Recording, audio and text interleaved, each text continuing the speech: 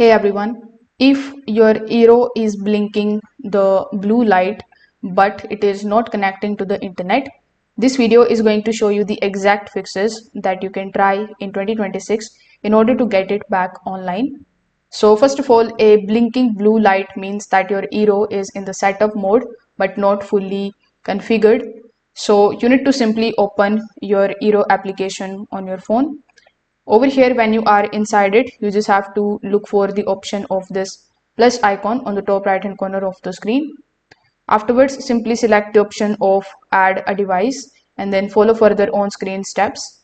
Just make sure that you select the correct network and finish the full setup process. If you exit midway, the device stays stuck blinking blue and won't connect.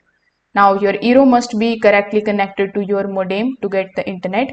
So make sure that the cable is plugged into the Eero WAN port and the other end is connected to your modem.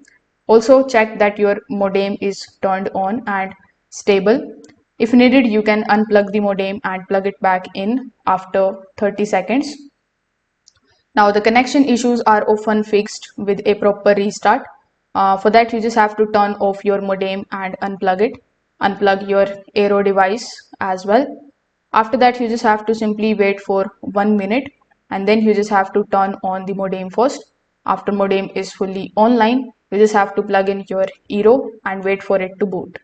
So you can try these methods and see if your Eero is now connecting properly. So if this video helped you out, make sure that you like this video and subscribe to the channel. Thanks for watching.